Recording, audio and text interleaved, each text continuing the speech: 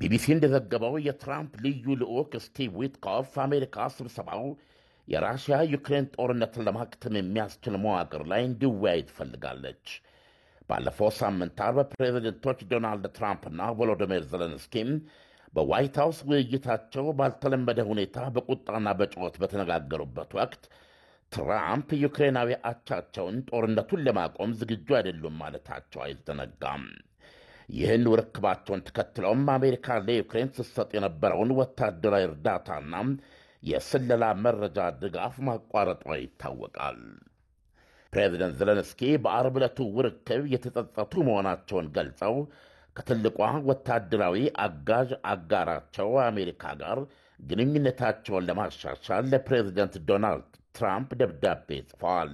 ዊትኮፍ ባለፈው ሐሙስ እንደተናገሩት ፕሬዚደንት ትራምፕ ከፕሬዚደንት ዘለንስኪ የጻፈ ደብዳቤ እንደደረሳቸውና በውስጡም ይቅርታና ምስጋና እንደተገለጸበት አረጋግጠዋል። ከዩክሬኖች ጋር ነገሮችን እንደገና መስመር አስይዘን ሁሉም ነገር ይቀጥላል ብዬ ተስፋ አደርጋለሁ ብለዋል ዊትኮፍ። ዘለንስኪ ከማንኛውም የሰላም ውይይት በፊት ስለ ሰላም ሲሉ ከወዲሁ ፈቅደው የሚተዉት ነገር እንዲኖር አሜሪካ ከፍተኛ ጫና እያደረገችባቸው ነው። ዘለንስኪ በወገናቸው ድርድሩን ተከትለው ከሚመጣ ተኩስ አቁም በኋላ ራሽያ ዩክሬን ላይ ዳግም ማጥቃት እንዳትሰነዝር የሚገታ አስተማማኝ የደህንነት ዋስትና በጽኑ ይፈልጋሉ። የዩክሬኑ ፕሬዚደንት ትናንት ብራስልስ ውስጥ በተካሄደው የአውሮፓ ሕብረት መሪዎች አስቸኳይ ስብሰባ ላይ ከተካፈሉ በኋላ በቀጣይ ሳውዲ አረቢያ ውስጥ ስለሚደረገው ውይይት በኤክስ ገጻቸው ላይ ተከታታይ መልእክት አስተላልፈዋል። ዩክሬን ከጦርነቱ መጀመር አንስቶ ሰላም እንደፈለገችና ጦርነቱ እስካሁን የቀጠለው በራሽያ ምክንያት ብቻ ነው ይላሉ።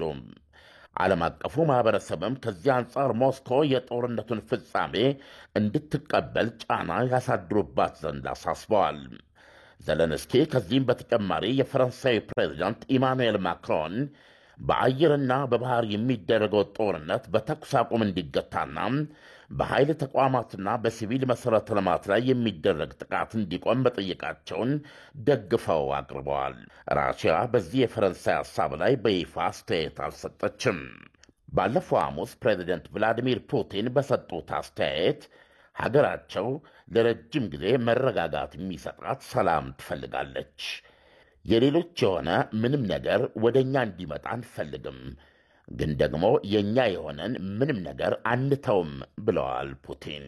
ራሽያ በፈረንጅ 2014 የክሬሚያ ልሳነ ምድርንና ከዛም በኋላ በ2022 ጀምሮ እስካሁን በመካሄድ ላይ ባለው ጦርነት የሀገሪቱ ደቡብ ምስራቃዊ ግዛቶች ከሆኑት ኬርሶን፣ ዛፖሪጂያና ዶንባስ ግዛቶች ከ70 በመቶ በላይ የሚሆነውን በውጊያ ተቆጣጥራ ትገኛለች። የግዛቶቹን ቀሪ ክፍሎችም በራሽያ ካርታ ውስጥ የተካተቱ ሲሆን ራሽያ እነዚህን ቀሪ ግዛቶች ወይ ዩክሬን ፈቅዳ በሰላም ታስረክብና ትውጣ፣ አለበለዚያ በውጊያ እስክንይዛት ድረስ ጦርነቱን እንቀጥላለን የሚል አቋም አላት። አሜሪካ ካቀደችው የሰላም ድርድር አኳያም ራሽያ ፈቅዳ እንድትተው የምትፈልገውና ግፊት እያደረገችበት የሚገኘው ምን እንደሆነ አልገለጸችም።